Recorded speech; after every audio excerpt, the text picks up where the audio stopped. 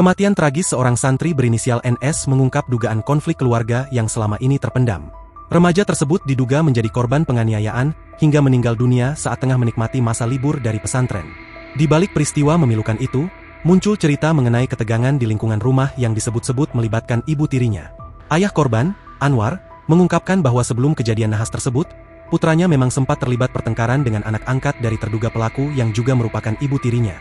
Menurut keterangan keluarga, selama ini NS kerap merasa diperlakukan tidak adil di rumah. Ibu tiri korban disebut memiliki 2 anak angkat, sementara Anwar hanya memiliki 1 anak, yakni NS. Situasi itu diduga memicu kecemburuan dan ketegangan di antara anak-anak di rumah. Terlebih, ibu tiri tersebut dinilai cenderung menunjukkan keberpihakan kepada anak angkatnya. Hal tersebut disampaikan oleh Isep, paman NS, yang mengetahui konflik keluarga tersebut. Ia menilai perselisihan antar anak sebenarnya hal yang wajar, namun menjadi persoalan ketika orang tua dianggap tidak bersikap adil.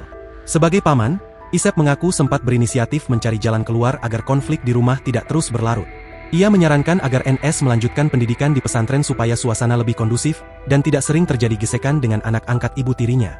Namun tak disangka, justru di momen libur pesantren itulah NS harus mengalami nasib pilu hingga meregang nyawa. Kematian remaja tersebut kini tengah dalam proses hukum, dengan dugaan keterlibatan pihak keluarga.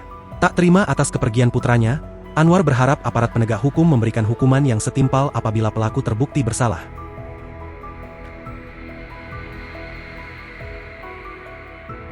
Download Tribun X sekarang, menghadirkan lokal menjadi Indonesia.